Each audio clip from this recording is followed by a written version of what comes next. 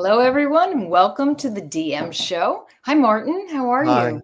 good, Deirdre. How are you? And hello, everyone. Welcome to the show. And we want to make sure that if you're joining us from wherever you are, please let us know that you're here. Say hi, add in, where you're from, and please share any questions or comments you have, and we'll do our best to get back to them. Very excited about today's show. Yeah, me too. So this is a take two Yep. with Gini Dietrich, and we'll be talking about the PESO model. If everybody's familiar, paid, earned, shared, owned content, but so much more than that. And I can't wait to have Ginny come on. But Martin, is there anything you want to share that's going on that's new? Yeah, I have one quick thing to mention, and that is that LinkedIn Learning, because there's so much interest in generative AI, understandably, there's so much research, all the new tools that are coming out. What they've done is they've released a portal that gives you access to a whole bunch of their courses on AI, including one of mine, for free until July 31st. So I'm going to pop that into the chat, the link to one of the learning pathways, and you'll be able to check out some of these courses for free if you don't have access to LinkedIn Learning. And hopefully that's good. We do have a whole bunch of people coming, Deirdre. So before we welcome them, anything new with you? Yes, so I wanted to share that my TV show, Communication Makeover, we completed our first season, and season 2 is launching in June, and we're moving to Dallas. So we'll be broadcasting out of Dallas, and more news to come on that front. That's really great. Congratulations. Thank you. Yes, it was quite an adventure, and I'm enjoying it. Show is all about coaching. So if anybody is interested in being coached live, come and talk to me.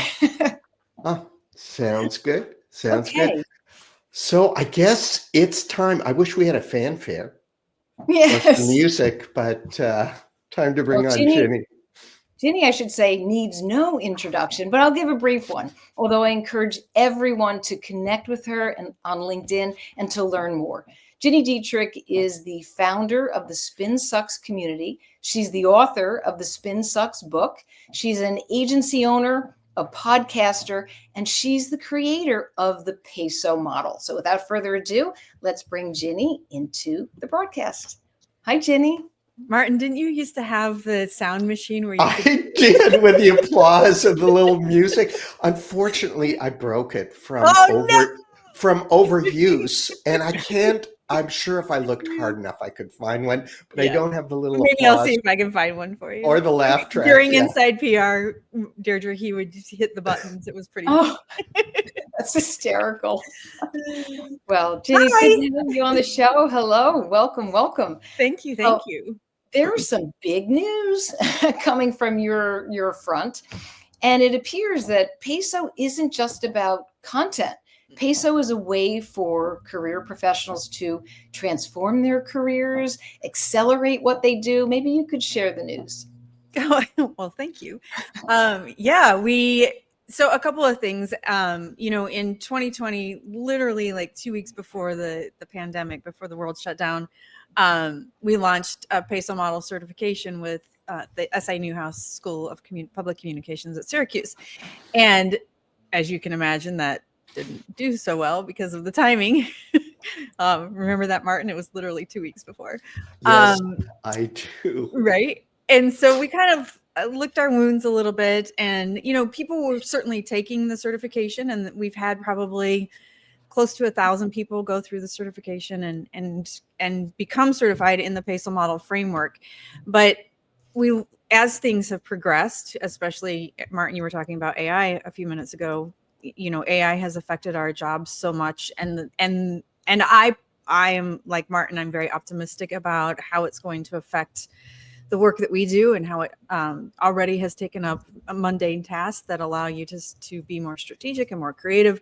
And so we looked at it and we said, okay, we have to really take all of that and all of the trends and everything that's changed not just in the last 5 years, but in the last year, in the last 18 months, and update the PESO model certification.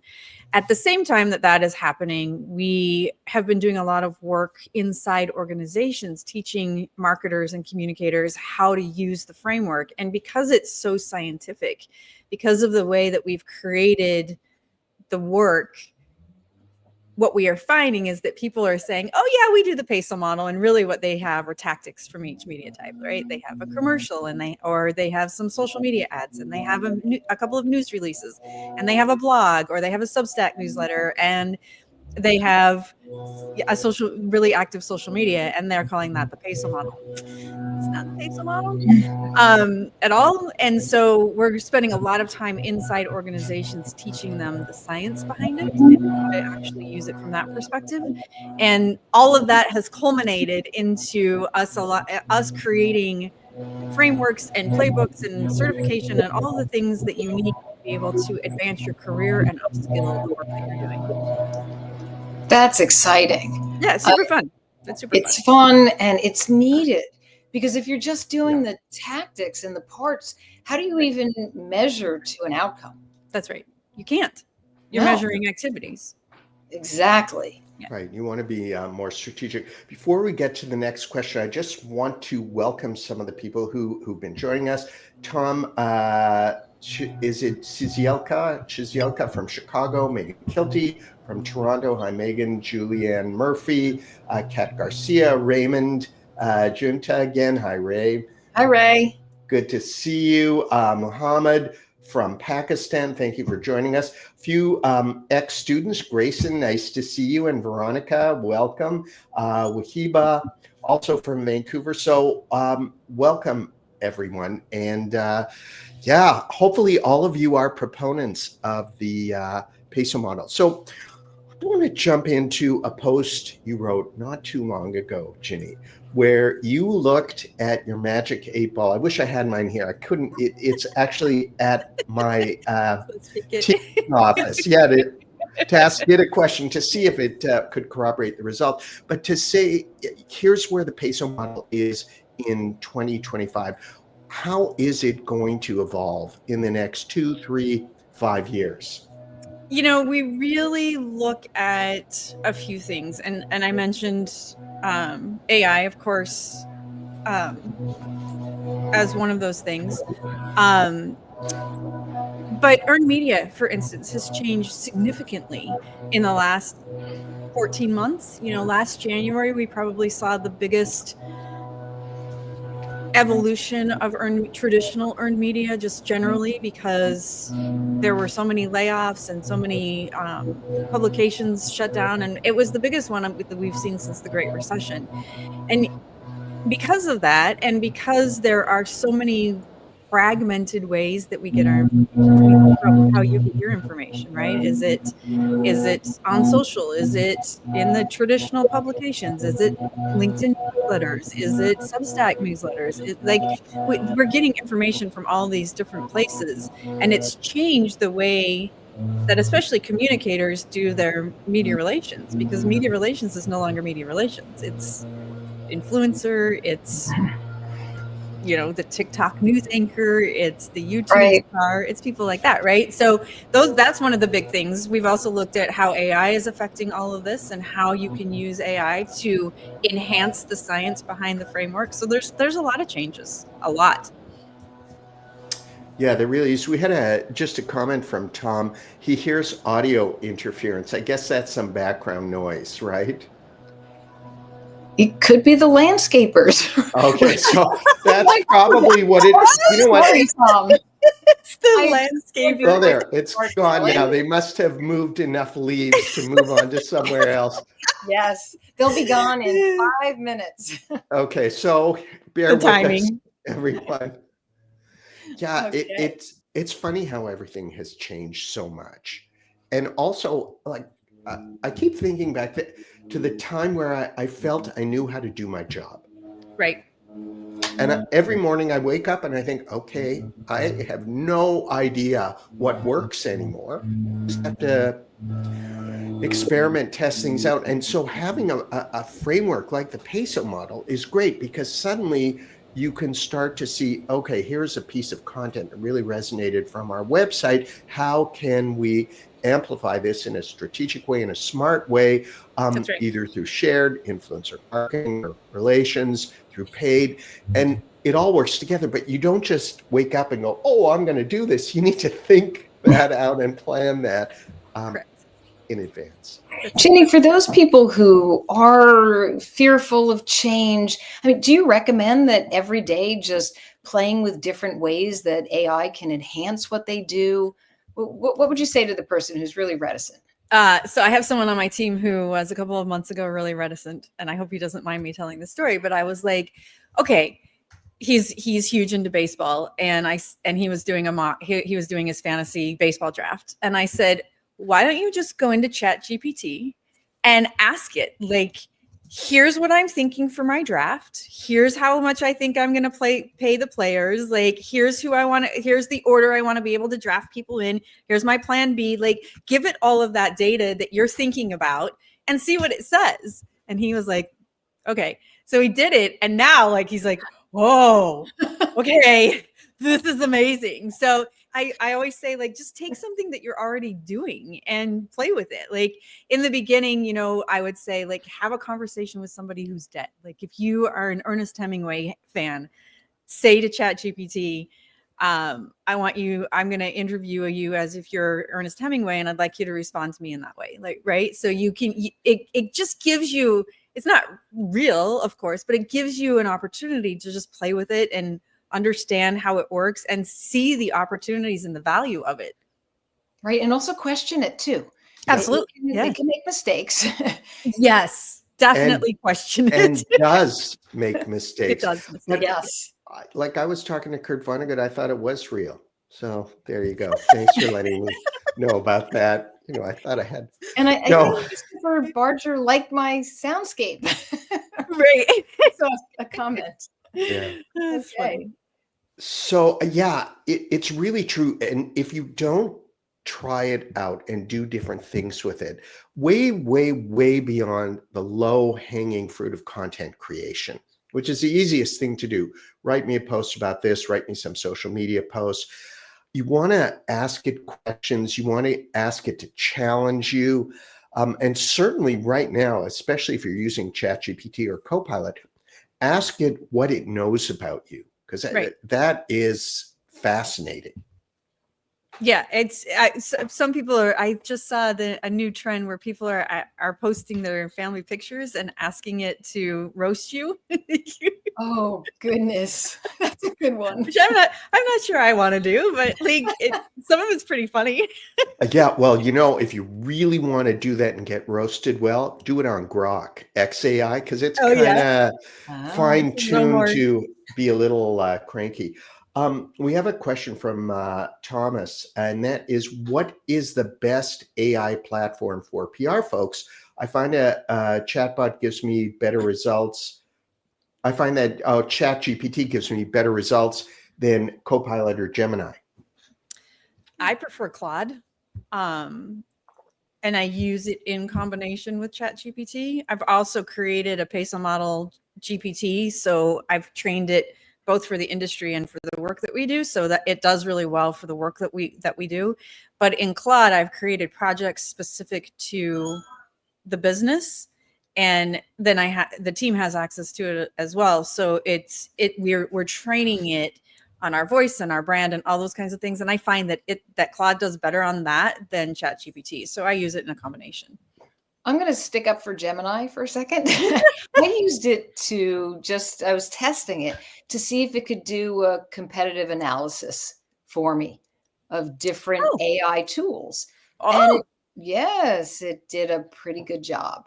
I was happy. I mean, there were details in pricing that I had to find and ask questions, but overall I was pleased.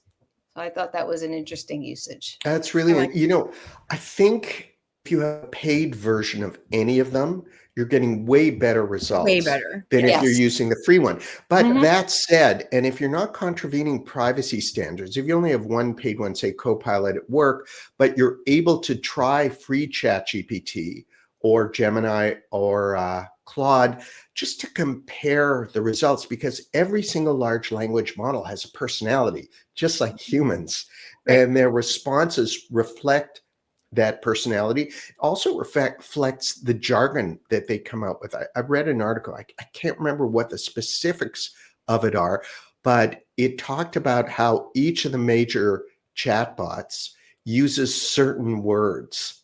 And so if you know that, you'll know, oh, this person was using ChatGPT, this person was using Gemini. Oh, that's an Yeah, interesting. I always say, like, please edit your work because you can tell. And you see, Yes. like, I mean, you see this on LinkedIn all the time where you'll post something and people have used AI to summarize your post and then to write their comment. And it's like, come on. That's not the I authenticity we're looking know, for. I know that AI wrote this for you and you didn't even take the time to edit it. You just posted it. Like, it's gross. That It should be rule is. number one of PESO, authenticity. I mean, come on. It's the number one rule of being human. Yes. Yeah. We have a question from Wahiba, and that is, any advice for educators on how to use ChatGPT for in-class activities? Oh, that's one is for you, Martin. Yeah, I guess I can answer that. So I can tell you, Wahiba, how I've been using it. One, you want to encourage students to try things out with it. So, for example, after, say, a class on prompt engineering, where we're talking about, how to really program with words, how to communicate with AI, I'll ask students, I'll give them a prompt to create, say, a brand new skincare product that uses science to, say, reduce the signs of aging permanently, okay, Oh, which please, doesn't yes. exist. Too Now, I bad. happen to be a little bit of a skincare subject matter expert just because for years my agency represented skincare brands. So I know a little bit about the science behind some of the popular products, but students don't. And so they prompt it, they get these very similar types of responses, and they'll read them out in class. The groups will read them out, and I'll be able to critique it and say, you know what? This is based on X, or this is based on Y, and use this as a way of showing that you really do need subject matter expertise when you're using a chatbot. Because if you don't, you're just getting that middle of the curve, generic That's AI exactly right. slop. Yes. So that's one way I use it. And I think we've learned too that Google recognizes or expertise and experience. So if you take your first draft from AI and edit it so that it sounds like a human being, and then add in your expertise and your experience, now you've got something that's really valuable and interesting versus just the first draft that the AI popped out. Yeah, I would say if you're using it like that, throw away a huge chunk of what the AI gives you. Mhm. Yeah. Yeah. In the same way that if you were writing a first draft, you throw Sure. away a lot. I still like writing the first drafts myself, even if it's just junky and then using it. But everyone's got their own way of working. Here's a question from Megan, who says, do you have any advice or use cases on how to best integrate Gen AI into a communication team's workflow? That's a really good question. Yeah, I will tell you how we do it.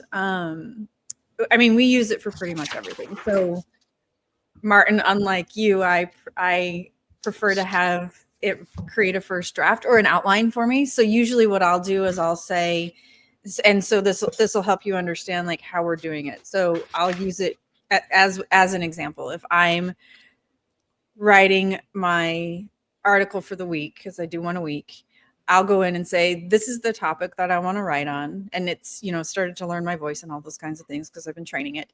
And here are the points I want to make. Can you give me an outline? And it'll give me an outline. And then I'll say, okay, like I like this, and this. I don't like this. Let's take that out.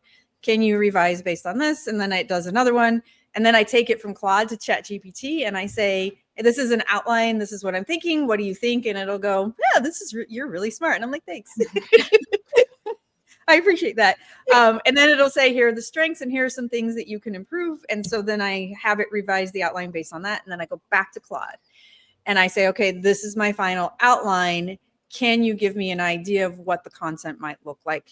And I don't have it drafted out, but I have it just kind of fill in talking points or key messages under each section.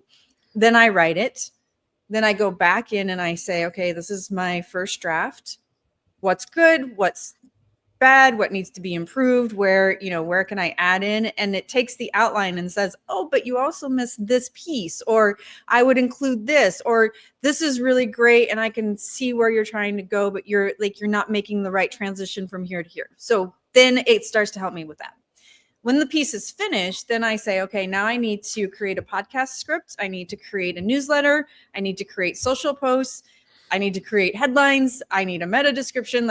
And I have it do all of that. And then it's a lot easier for me to just go in and edit, right? Versus because I don't like to stare at the blank screen because I procrastinate. So it helps me with that.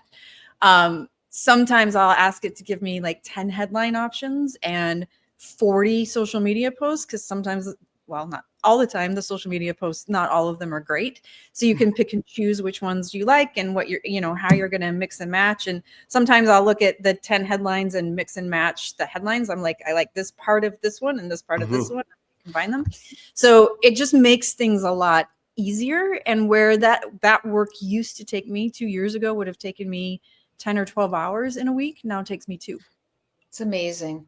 Ginny, one thing, I love the way you go back and forth between Claude and ChatGPT. Do you ever take your piece when it's near completion or even at completion and bring it over to, so let's say Grammarly.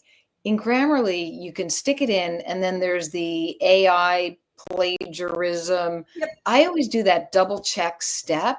Yep. Because every so often, that's a great point. Yes. Something that still might sound. So do you know if there are other tools besides Grammarly that do that? I don't know if the Hemingway tool does that. The other thing I like about Grammarly is it does the plagiarism and it does the AI. So it can scan it and say, this sounds like AI wrote it. Right. And so you can change that paragraph or the couple of paragraphs. And so it gives you that opportunity too, for sure. Which is really great, because you're having an AI say, that sounds like I wrote it. Right. Exactly. Fighting over content. To another level. We have another question from Wahiba, who said, any thoughts, this is for you, Ginny, on how to incorporate, I guess, generative AI into PESO model applications? Yeah, so I'll give you a really good example. One of the things that we in the owned media section of the PESO model is we say, okay, you have to. We talk about how important content is as your foundation, because without content, you don't have anything to share on social. You don't have anything to boost on paid or to amplify. And I think we've all experienced in the last couple of years that when you create content that demonstrates thought leadership, you attract journalists and you attract influencers. And so you don't have anything to attract those, right? In these new ways of doing it without content. And one of the things that's really important about content in general is that you want to be really strategic about it. And in the past, like when we launched the certification, it was a very manual, tedious way of figuring out what my content topics are. Yeah. How do I expand those topics? Can I compete? Will I actually show up in search? Now we have to think about, will I show up on the first page of search results and in the AI answer box? And so it was very tedious and manual. Now you can use AI for all of that. So you can go in and say, this is the topic I'm thinking about. These are our competitors. Will we be able to compete on the first page of Google results for this topic? And it tells you automatically. So you don't have to do that manual work anymore. And that's just one piece, right? We've incorporated AI through everything. So it will look at, if you're doing some contributed content, for instance, in your earned media section, it will tell you, this is the domain authority of the sites that you're targeting, and they will be beneficial or not to your own SEO efforts. So it helps you with that kind of sort of the more manual, tedious part of the PESO model that you can just have AI do for you. Oh, that's good. Have you been testing out AI search optimization? Yes. And what have you been finding? I have a little story about it too, but I want to Oh, hear what you've been. I want to hear your story. Yeah, we've No, been testing it for sure. What's your story? well, mine is I've had a couple of calls from startups who want to sponsor my newsletter, and they came out of the blue, messages on LinkedIn. And I always say, how did you find me? And so two of them said, oh, we asked ChatGPT who we should sponsor. And I should have dug more deeply into what questions they asked. I think your name might have come up too, Ginny. I'm not sure when they were giving the list. Wow. And I thought, wow, I have no idea what I've done for that. And I guess it goes back to own media, right? You create enough own media, you're on enough podcasts, really. Yes. Well, and you've demonstrated massive thought leadership, especially around AI and communications. Like you've demonstrated that. So it makes sense. But it was strange to hear that, because I thought, Sure. okay, as more people are turning to this, how can all of us as communications professionals, marketers, really figure out how to integrate that into our strategies? Right. Yeah. It's one of the things we talk about a lot. And it goes back to the expertise and experience, I think. If you can demonstrate the value that your thinking brings, that your product brings, that your service brings, that your organization brings, that your brand brings, if you can demonstrate that in a way that's different, then it's automatically going to work. But you have to do the hard work. We just had a conversation earlier this week in the Spin Sucks community, and somebody was asking, a client just wants to get on the first page of Google results and we'll do anything for backlinks. And we were like, no. Okay, let's have this conversation. Like, you can't, there's not an easy button. You have to do the hard work. And I think it's even harder today because the AI is looking for really specific things to elevate you into the answer box, right? So it's doing the hard work of creating really good content, demonstrating your experience and expertise, and being consistent. And I think those are the kinds of things that will continue. And there are some technical things, like we're finding that the AI is looking at like legal pages, like your privacy policy and things like that. So you can do some of that technical stuff of updating those for it. I think somebody just Search Engine Journal maybe just had a really good article on that maybe a week ago. Yeah, I saw that. So like just pay attention to that kind of stuff too, but just create good content. That's always been the strategy. Just create good content. Is there a difference between the short form and the longer form thought leadership pieces that gets you higher in the AI search department? Martin, I don't know what you're seeing, but we are seeing that long form tends to get more play in the AI. You don't want to abandon short form because that's what human beings like, but definitely on your website, create the long form stuff so the spiders can crawl it. Yeah, because it has more words. Your name or your keywords or your company name are coming up more often. Yep. Provided you're doing it in a way, again, it's the same challenge we had with SEO, is how do you write for humans and bots? That's right. Because bots need information structured a certain way. We just want to be engaged. We want to learn something. We want to be entertained. And if we just read keyword, oh, punctuation mark. PESO model, comment. Yeah, exactly. I think we have time for one more question, Deirdre. Yes. Do we have any questions from the community? We have a comment from Muhammad who said, I don't get why so many people still resist AI.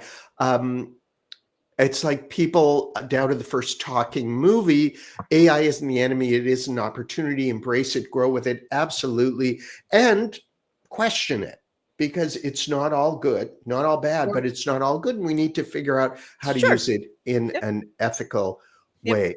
Wahiba said, guess ChatGPT has the potential to drive organic referrals for people and organizations who have demonstrated thought leadership. Okay, Ray has the final question, which is, how will AI change the legal landscape? the legal landscape, Question, Ray. communications research and development. Oof. Well, from a comms perspective, I think it takes all the mundane stuff that we do and does it for us, right? I mean, I liken this to, and this is going to age me, but you know, when I started my career, we used the big green Bacon's books that were like this thick, and you would go through and be like, I have to pitch the New York Times today. So you would go through and find the New York Times, and you find the food editor, and you'd pick up the phone and you'd call the food editor, and you like write down notes on the conversation that you had. And you don't have to do that anymore, right? And there was everybody was like, oh, wait, we're going online, and like it made life so much easier. And the same thing with AI. It just makes life easier. You're so much more productive. Yeah, if you know how to use it. And that happens by testing it, by trying things, by taking courses in it, by questioning it, and also knowing what works today may not work in the future. Or tomorrow. Like in 3 months or tomorrow. in 3 hours. Yeah. Right. But I would also, to speak to Ray's question, and legally have your policies in place and have your lawyers, they're involved. And it goes even back to the days, remember the social media policy, how nobody wanted the legal team involved? Get your legal team involved, and you'll be better off. So thanks for that. Build relationships. Yes. Build relationships with everyone. And as you said in your first book, Jane, break down the silos. Yep. Really. Absolutely. One final question, and I think we can all answer that. Are there any certifications to deepen your understanding and application of the PESO model? Yes. It's like I landed that question. Did I plant that question? Yeah, I think you may have. Go to spinsucks.com and check out PESO model certification. That means you're going to the source, to Gini and Gini's team who developed the certification around it. I think that's probably the best place to look. It is. I agree. Thank you. Anyway, well, that brings us to a close. It goes by so fast. It does, in a blink. Well, that was fast. Thank you. Thank you very much. Well, thank you for letting me do take 2. I'm sorry I was not available for take 1. That's okay. We'll be 3 and take 4. Yeah, we'll be in touch about that. We'll just keep going. I love it. Absolutely. It's a great conversation. And thank you, everybody, for joining and participating. And we won't see you in May, right, Martin? Right. But we'll be back in June. Yes, we'll be back in June. Okay. Well, bye. And thank you. Bye.